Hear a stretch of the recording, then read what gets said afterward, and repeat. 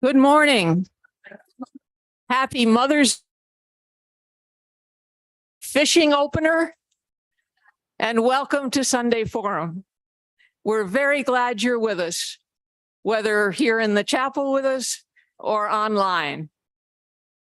My name is Jackie Prince, and I'm a member of the Sunday Forum Committee. Today, we're very fortunate to have presenting the Reimagining Community Safety Group, or RICS. This is a subgroup of the Racial Justice Initiative. And before we get started, just one housekeeping note. If you have a question during the question period, please wait until somebody hands you a microphone so that the people watching at home can hear your questions. Without further ado, I'd like to introduce Seth Patterson, and he'll give us a little introduction. Thank you. Good morning, everyone. My name is Seth Patterson, and I am the Minister for Justice and the Arts here at Plymouth. And my role this morning is really to begin setting the table for others to put out all the dishes. And then during the question and answer, you get to decide what you want to eat. Please stay and help clean up the dishes when you're done. So, Reimagining Community Safety, or cleverly and playfully called RICS, Reimagining Community Safety, is a subprogram or a committee, although we don't usually use that word, of our Racial Justice Initiative. And there's a reason for that. So our Racial Justice Initiative began almost a decade ago, and that should be a point of pride for this church to have begun a racial justice work in 2013 and 2014. Most churches, most historically white churches, did not begin any sort of racial justice work. Some began after the murder of Michael Brown in Ferguson, but most began only 2 years ago after the murder of George Floyd. We preceded that, which I think is a point that we can hold. And our originally called the Racial Justice Task Force, and in our nomenclature, a task force is something that has an achievable goal that happens quickly. Racial justice is not an achievable goal that will happen quickly. It is something that we can continually work on and continually build to. So a task force is not it. It is now an initiative, which means that it functions like a committee, but it sits at the leadership level of our leadership council and has a vote and a seat at one of our leadership convening groups. The idea is to infuse racial justice work into everything that we do, that there is nothing in which we don't begin to ask questions from a racial justice lens. So out of Racial Justice Initiative, in a wonderfully organic way, the initiative did not get together and say, and have a planning session and vision reimagining community safety. Rather, organically, parts of that group began, Catherine being instrumental in this, and you'll hear from her shortly, and John Sartorius as well, began to ask questions about the way that racial justice and community safety play together. How is it that in our communities, how are those two things related? And we can see that in the murder of George Floyd in our own city. And on this date, we can see it also in the 1-year anniversary of the massacre at the Buffalo Top supermarket. That was an act of violence and a breaking of community safety trust that was rooted in questions of racial justice. If you want to know a little bit more about why these things work together and what the intention of RICS is, listen to the sermon that Dwayne just preached at 9 o'clock. What does love look like in action? Our world, our community is very, very good at death. It is very good at minimalization. It's very good at marginalization. But what does love look like in action? And that is one of the things that RICS is attempting to do. They are watching, they are paying attention, and they're not going away. They say it more cleverly than I just did. And they're doing it from love. And they do it out of love, not out of destruction, not out of hate. But how do we come together as a community in love? Thank you, John. Take it from here. So Pat Hoven and myself and John Sartorius and Catherine will each do small pieces to share with you various aspects of what we've done and what we hope to do. Pat, you're going to start us off with a little bit of accomplishments, activities that we've done, right? Right. Lots has been happening. There's no question about that, which has been interesting to observe and to be participant. Excuse me. As Seth said, this was, I'm sorry. Oh, okay. How's that? Is that better? Okay. Okay. Okay. It formed as a subgroup of the Racial Justice Initiative, and an adult forum was held in March of 2021 with RIC's members, Catherine, Ann Manning, bless her soul, and Elizabeth Glidden, who spoke on reimagining community safety.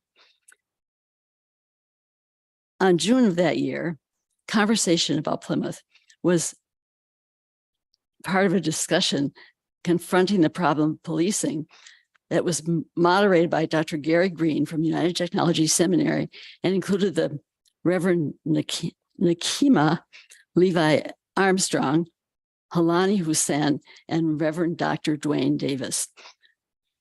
During the fall of 2021, RIC's Zoom discussions were held on all three charter amendments of the Minneapolis City ballot, with advocates presenting the cases for supporting or opposing each amendment. In November, a conversation was held between Dr.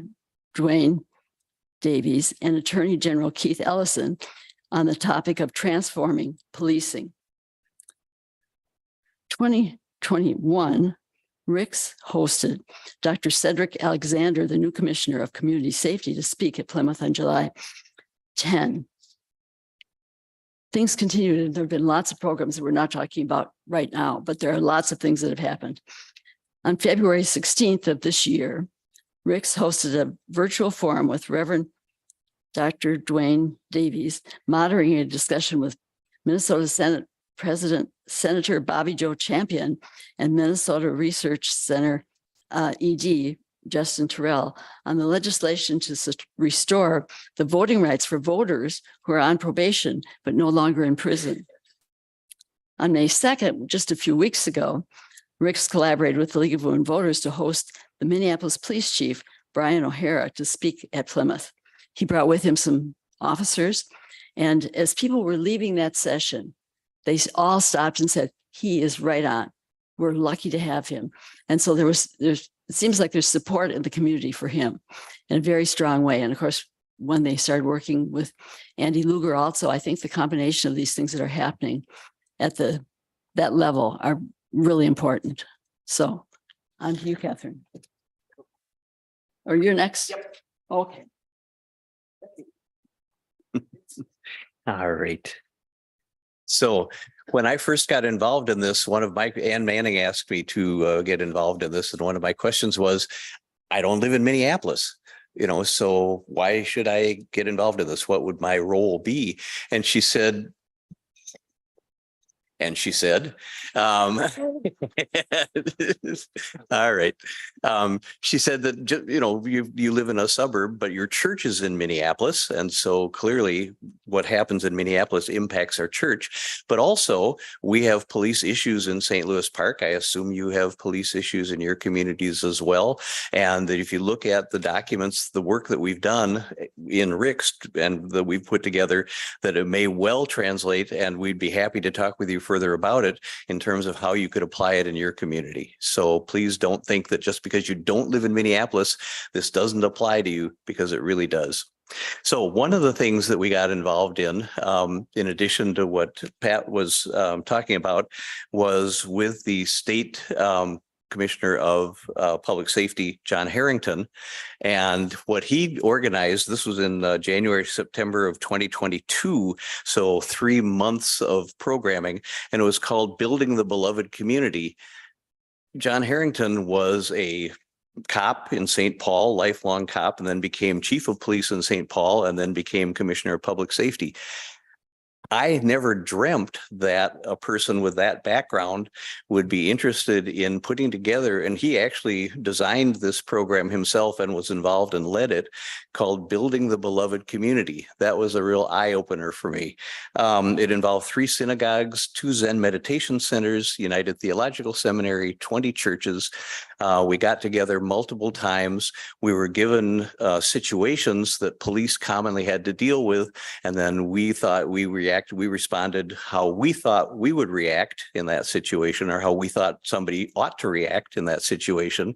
Then our faith leaders in our individual groups shared some either Bible passage or theological, philosophical, meditational practice or passage with us. And then we went back to the thing that the situation that the police person had to deal with, and said, does this change how we think this ought to be dealt with? And then we made our recommendations for that. Over 900 pieces of data were collected from all these groups and shared with John Harrington. And then he used that information that he got to design his budget to present to, again, this seems like you think, okay, here we are talking about Bible passages that impact how police are going to be trained. This is not normal stuff for most of us, I don't think. And I don't think it's normal stuff for most police training conversations. So we do live in a very unique state and have unique opportunities. And through Rick's, this was one that we had that was quite interesting. One of the things that so we got benefits from it as well. John Harrington obviously got what he wanted from the various faith groups around the Twin Cities that he had involved in this, but we benefited as well. It really helped inform and shape our call to action. And John will be talking about that in just a moment, but that's kind of a document that we use to put together to present to the city of Minneapolis, saying this is what we think needs to be done. It gave us courage and incentive to interface with government at much higher levels than most of us normally do. And it aided our credibility with local leaders. So again, when you think of your community, there may be opportunities here for you to be involved, and make changes in your community as well. With that, I'm going to turn it over to John to talk about call to action.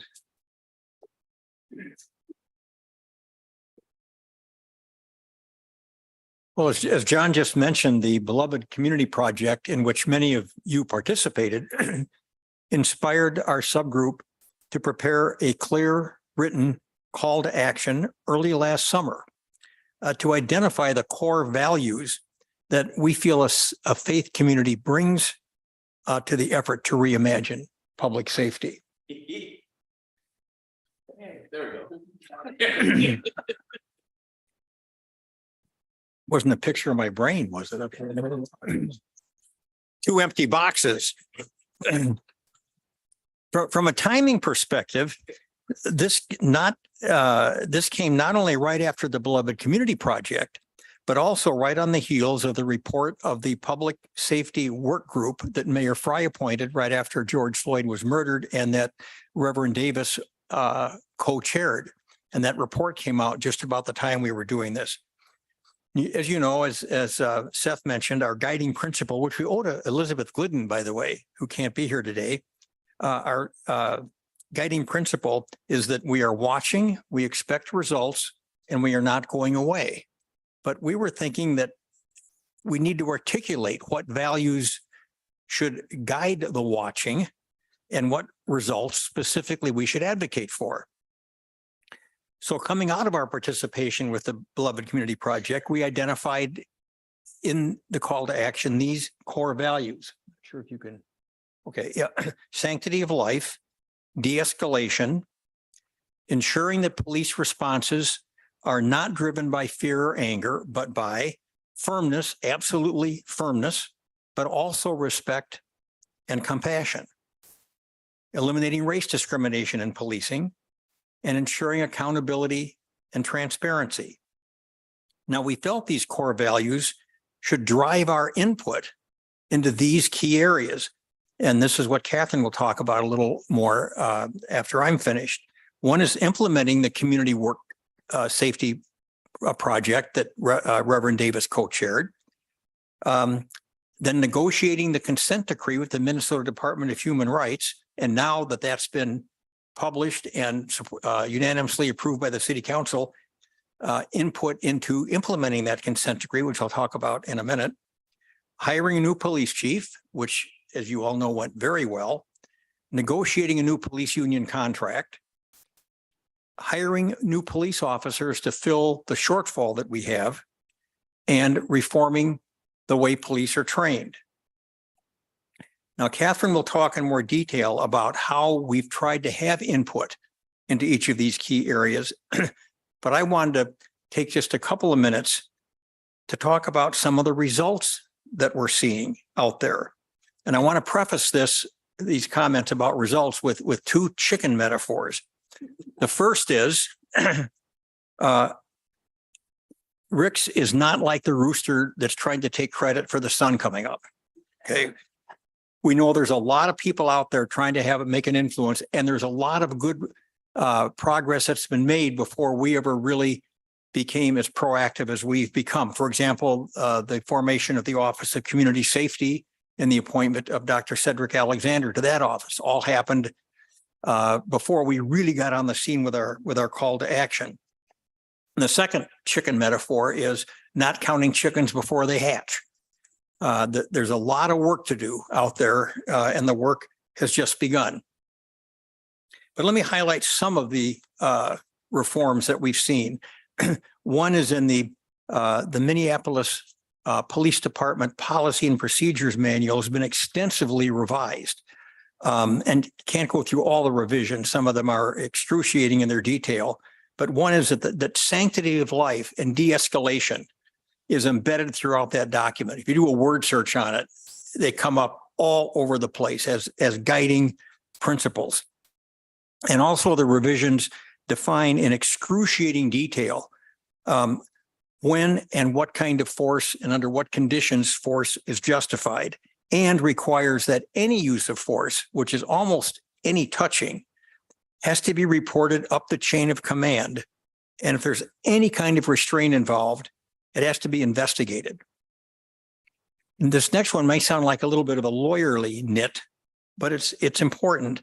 The test for whether use of force is deemed abusive and discipline and appropriate remedial action will follow. The test for whether it's deemed to be abusive is whether the force was objectively reasonable, not whether the officer involved thought it was reasonable. It's not that officer's head, it's objective, which means the "I was scared" excuse is gone.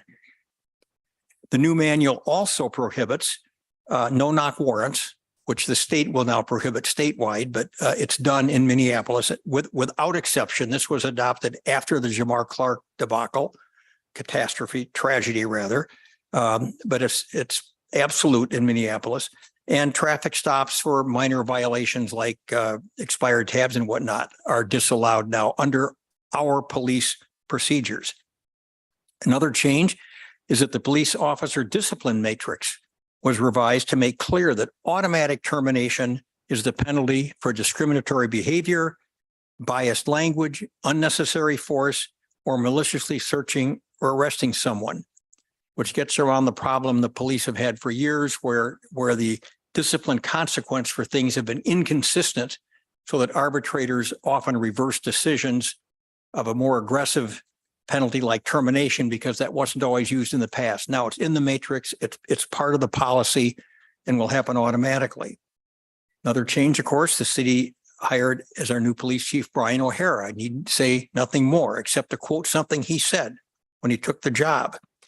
He said, I believe this is a transformative opportunity to reform and rebuild a major city police department and get it right. Next, the city is investing heavily in various violence prevention and violence intervention strategies, and it's getting significant state funding to do this, which is partly thanks to Commissioner Harrington, following the results of the Beloved Community Project, proposing a budget that is full of alternative response, violence prevention, mental health, and all of those things. And Chief O'Hara has experience with those kind of programs in Newark. And of course, finally, the city council and the mayor have unanimously approved the Minnesota Department of Human Rights report and pledged to do everything they can to implement it. That may sound obvious, but across the country, there have been a lot of experiences with those reports, and many cities are dragged kicking and screaming along, and our city has pledged not to do that, to take this as a positive thing where they feel like they're in partnership with the Department of Human Rights. So hopefully these are all good signs. Again, not counting chickens, because there's a lot of inertia out there, even with good intentions and great momentum. There's tremendous inertia whenever and wherever you want to make change in anything. And that's going to be clear here. But I wanted to be able to tell you from Rick's perspective, not taking credit for it, that things are happening and they're good things. Catherine? Thank you, John. That was great. We wish Elizabeth Glidden could be here today because she has been such a key member of our group. And she, as John mentioned, was the one who came up with our guiding principle, which is we're watching, we're not going away, and we expect results. And so part of what we're still trying to do and what we've done, besides educating our members and ourselves on all of the just immense amount of reform efforts that have been taking place in the last few years, we've also been trying to connect with other groups who are also following these issues. League of Women Voters of Minneapolis has been one. And then, of course, most importantly, the Minnesota Justice Research Center. And so we've been working with those. A lot of us have been going to the Minnesota Justice Research Center.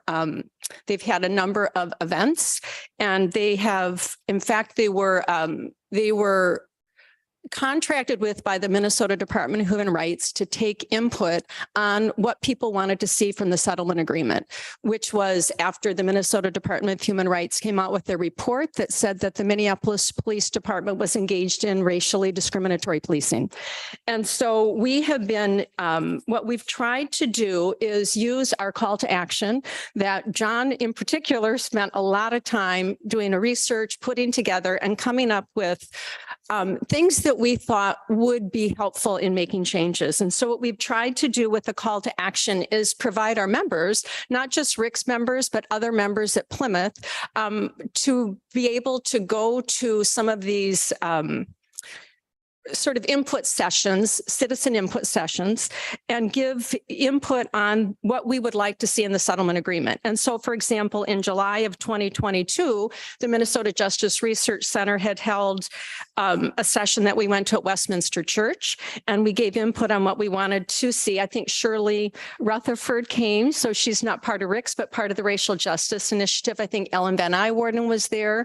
Again, we've tried to give enough information for any of you to come if you want to come and give input on these things.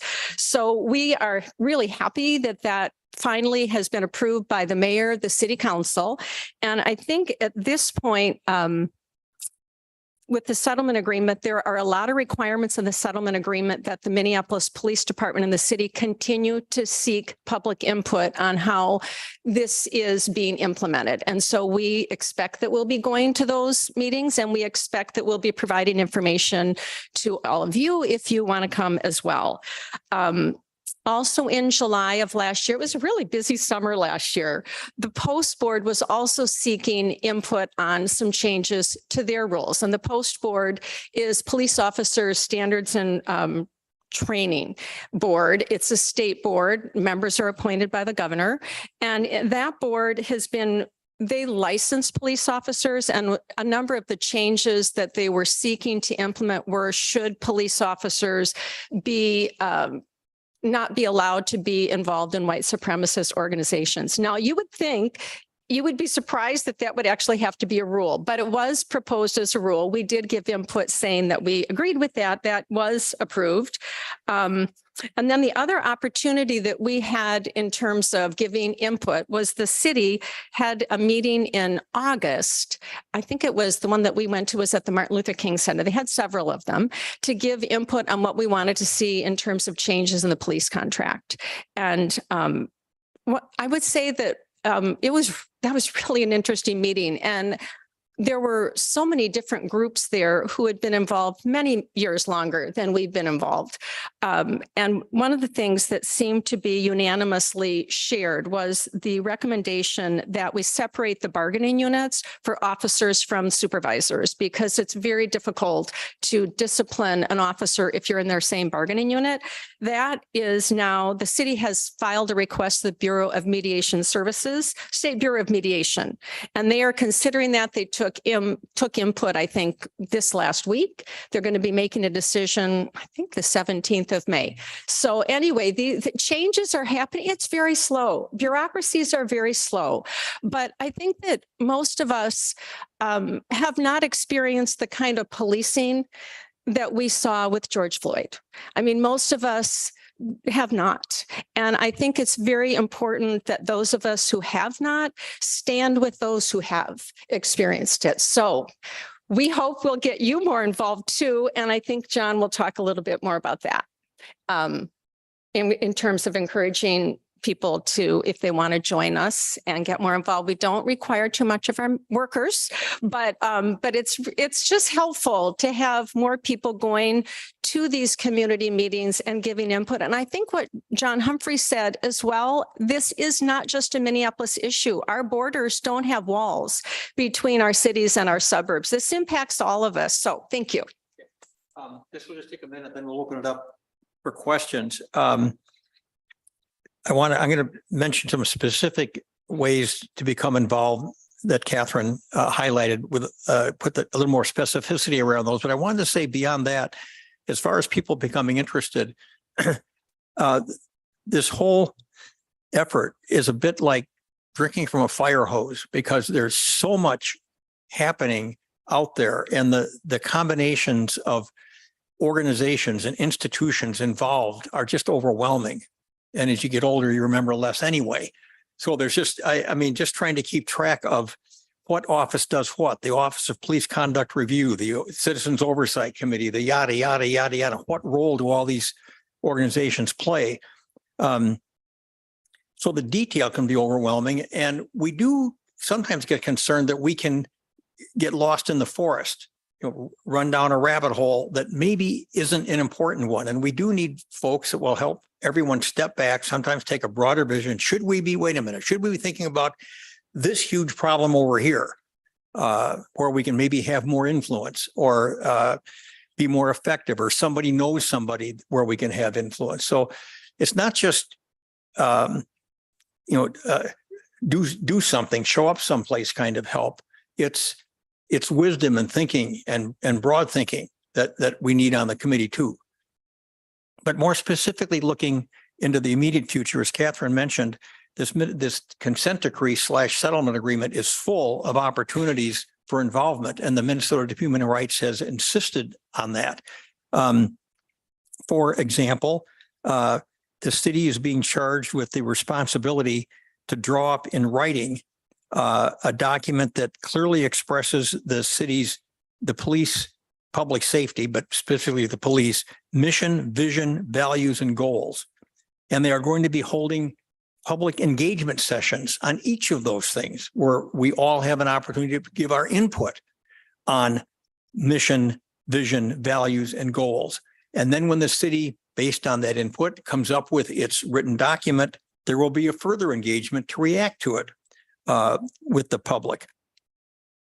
The public will be involved in input into any changes in the police department policy and procedure manual that I mentioned. Before the city can make amendments effective, they're going to have to put them out there. and seek public input. There will be further public input on the training programs, which is, I'll admit, there's a little bit of skepticism whether that can really work and whether they will try to make it work. But we hope they do because it's huge. It goes right to the Beloved Community Project and how police are trained, going to one of our principles, to not react with fear and anger. And it's easy for us to stand here and say, because we haven't been involved in any of those kind of situations. But I think we can have input into what training is appropriate for that. And the fact that we show up is important. I go back to the union contract that you mentioned. There were lots of people there. You know, we're not, again, taking credit for the sun rising, but it makes a difference when lots of people show up and lots of people are saying the same thing. And when we're part of that, it helps move that ball down the court a little bit. So we want to have people that will go. We want to be aware of these opportunities and try to get people to take advantage of these opportunities and show up. There was one more I was going to mention here. I got the right page.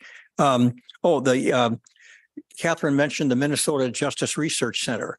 We're looking into collaborating with them in a more formal way that would give us the advantage of seeing the opportunities that they have to participate and make a difference. They are well connected. They worked, as Catherine said, with the Minnesota Department of Human Rights on the consent decree. Justin Terrell met with Commissioner Lucero several times during that process. And as you know, a lot of being effective is knowing who to contact and having somebody that when they see your name on a caller ID will pick up the phone. And collaborating with them may give us more opportunities for that kind of influence. And then finally, we have our eyes open for when, and hopefully when, not if, there will be more opportunity for input on the union contract. Right now, the whole thing is on hold while this Bureau of Mediation Services decides whether to allow the city to separate the bargaining units. But once that's done, they're going to be back at the table. And we had one input session about a year ago. We don't know if there's going to be more opportunity for input, but we're going to try to find opportunities for input as they start negotiating that union contract. John, any final conclusory? I'm sorry that we forgot to mention as well that on May 23rd, we are having Commissioner Lucero here from the Minnesota Department of Human Rights, along with Justin Terrell from the Minnesota Justice Research Center to talk about the settlement agreement. So please come to that. That's huge. Well, how could I? I don't know. Anyway, we're very grateful that they'll come. Getting lost in the trees. Yeah. So anyway, thank you, John. All right. So we'd be happy to take questions at this time. If you have a question that you think one particular person, you want to hear their answer first, maybe feel free to specify somebody, but if others of us have something to add, we'll add as well. And please use the microphone for your question. Looks like we have a question in the back, sir. Hi. I do have a question, and it's connecting to the end part of it. I'm really grateful to be part of a community that has a group that does this on our behalf. And that is a real gift to us all. And it is important. But I don't know who I'm asking. How do you imagine the moment in which we shift from being a church that has a reimagining community safety group to a church that reimagines community safety? What does that transformation look like? What is, I'll have the question. Wow.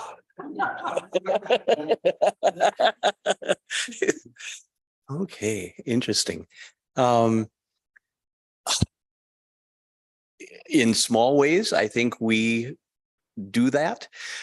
For example, through the food shelf, we reimagine community safety for residents in the neighborhood to address hunger issues. So I think there are small ways in which we do that, but there are obviously huge opportunities there. How could we be a church that, for example, supports mental health needs of people in the community? How could we be a church that supports, we know that there are homeless people spending the night in our parking lots and on our grounds on occasion. How could we be more helpful in those areas? If some of you have seen, I think I'm sorry, I don't even know the name of it because I haven't seen the thing yet, but there's a large plan that the community group put together. Campus Task Force. Thank you. That's the one I was looking for. So if any of you have seen that plan, are there pieces of that plan that address any of what Seth is asking about?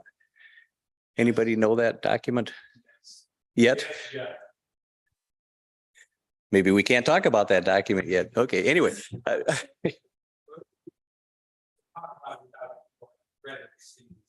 Okay. Yeah. All right. So more questions. First, I just want to thank all of you for sticking with it and not saying or not taking no for an answer and whatever all those were. So you're doing great work.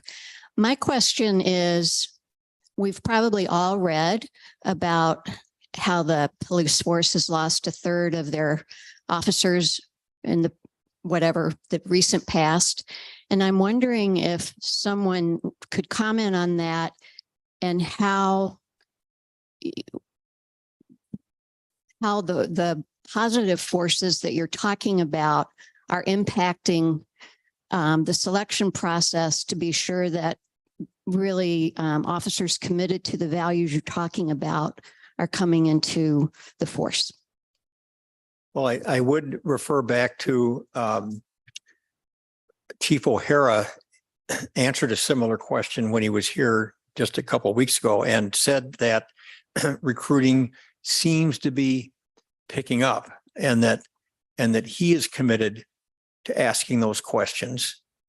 He told not our committee, but at some meeting I was at, and maybe some of you were there too, because he speaks everywhere all the time. I don't know when the man sleeps, that he doesn't personally, he said, review every application. There are too many, which is kind of good news, but he wants to see everyone that is being turned down and know why. So he's taking an active role in this. And one of the black boxes we don't know, it goes to this training thing we talked about and the opportunity, hopefully, to see what's happening. The city is telling us that they're pushing the values that we listed into their recruiting and into the people they're looking for. There's no way to know that, but the commitment is there. And I was told by one of our city council people, actually Lisa Goodman, the one in our precinct, that in her view, and she's been there a long time, that the loss of so many police in her view is an opportunity, because she said many of the ones who quit were disproportionately those who were helping set the culture that we want to get rid of. So maybe that's a silk purse out of a sow's ear, but there is opportunity there. And for everything we're seeing, the commitment is there to bring people in that have the right mindset. Let's see.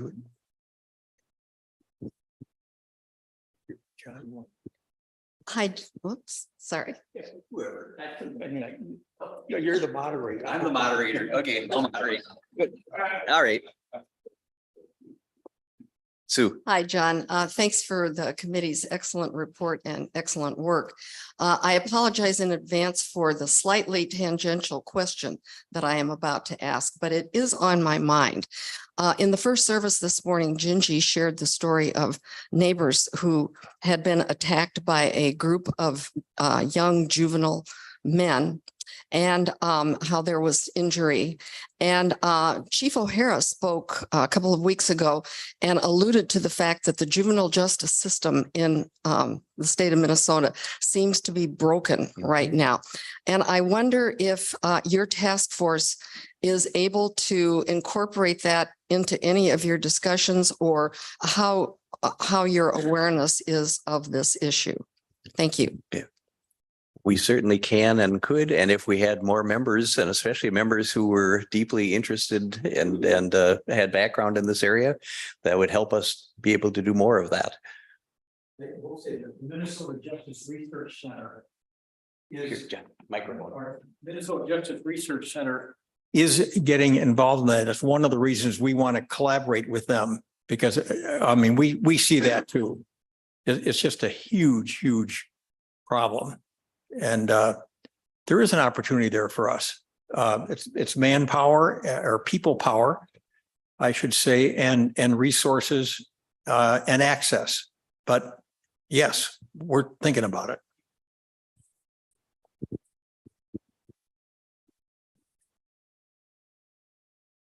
I think the visuals of our policing system are very important for the community, both from the standpoint of how it's perceived on social media as well as just by individuals.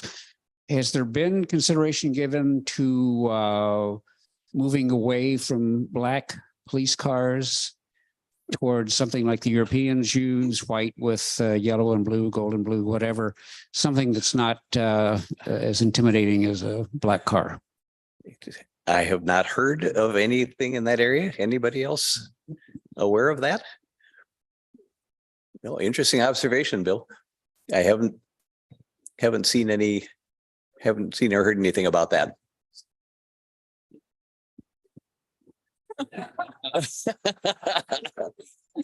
Sure. Cheryl, do you have a question? Good morning. Morning. My question is, what opportunities are we taking to listen to the non-white culture in our city Okay. with the task force? Sure. Maybe if you saw some of the examples that Pat put up earlier, we've had a number of educational activities, symposia, things of that nature, where we've had members of the Black community here talking to us. We had Keith Ellison come and talk to us. We've had Nakima Levy Armstrong talk with us. I'm not even remembering all the names. The moderator from UTS who Gary Green. So yeah, we've had a number already. Now, those aren't necessarily people in our immediate community, if that's more specifically what you're asking. And we, that's an opportunity for us, I think, to maybe as we try to do more in terms of opening the church to the neighborhood, that would be an excellent way that we could be involved in that. Catherine, do you want to add here? Well, I was going to mention, I think that's one of the reasons why we want to be working with the Minnesota Justice Research Center, because they have a large collaboration of organizations that are very diverse and more diverse than our community here, our church community. And so that has been one of the ways that we are trying to reach out. Thanks.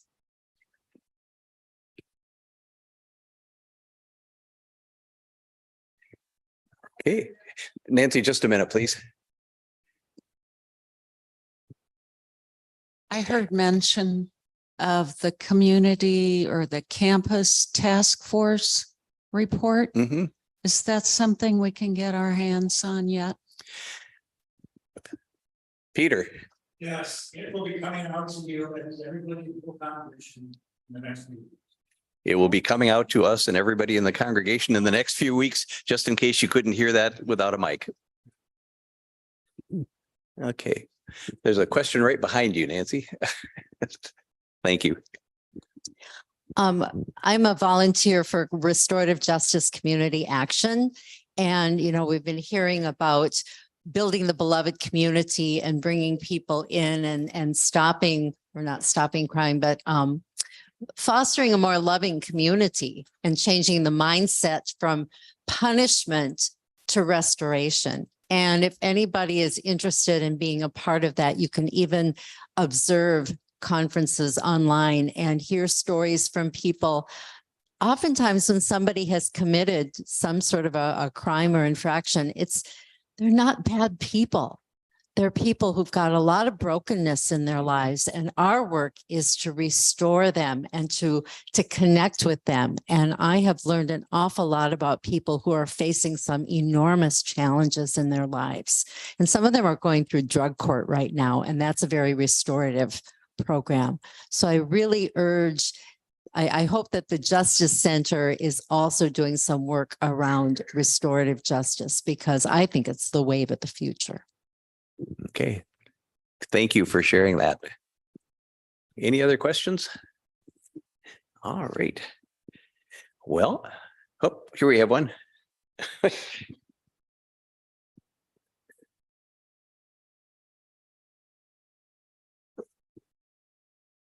Well, thank you for your work.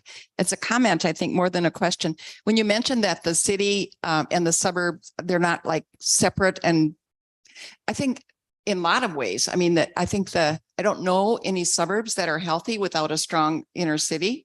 I may be wrong about that, but in addition to the churches, we're not the only church that's downtown. There are lots of them. And there's the Guthrie, and there's McPhail, and there's the Federal Reserve, and there's Hennepin County and the University of Minnesota. So I think we all want those things to survive and thrive. All those institutions, I think we depend on them in the suburbs and benefit from them. So I just wanted to make that comment that I think we depend on a healthy inner city. So thank you for your work. Thank you. As I understand it, the policing and the criminal justice system are like two separate silos. And I recall hearing Chief O'Hara say that the police were very frustrated with the criminal justice system, especially when it comes to the younger offenders. He said that these young kids are back on the street almost before the police can get their report in. And it's just like a revolving door. And so I'm struggling with how we blame the police for issues that are really the criminal justice system. Is that a correct way of looking at this, or can you comment? I think that it's certainly an aspect of it. Absolutely. Yeah, I don't know, just saying, I mean, we blame the judiciary for, letting people go that we feel they shouldn't have. So it's easy to blame when you're not aware of all the pieces of the puzzle. One of the things that's been really good for us about being involved with RICS is that you get a broader sense of the pieces of the puzzle.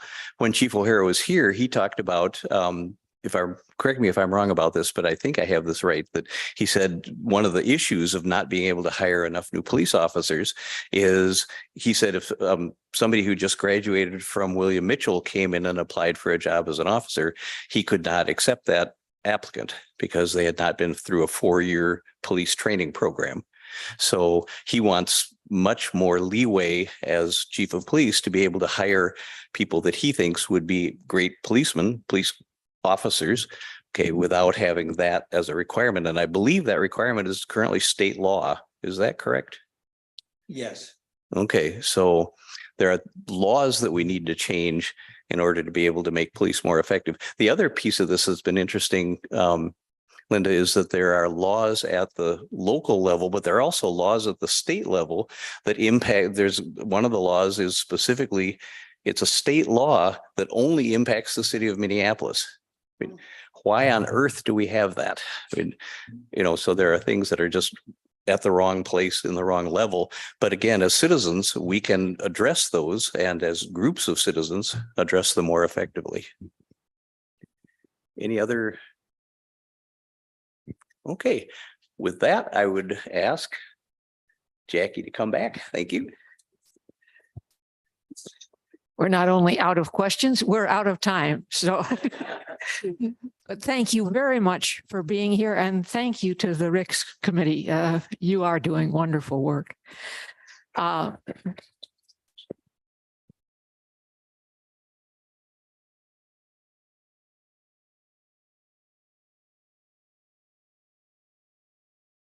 Please pay attention to your Friday email and join us one more time next Sunday for Sunday Forum. And thank you again for coming. And next Sunday's presentation will be sponsored by the Racial Justice Initiative. And it's, sorry, I don't remember her name. But a woman who's head of a Black wealth organization. So it should be an excellent presentation. Please join us next Sunday.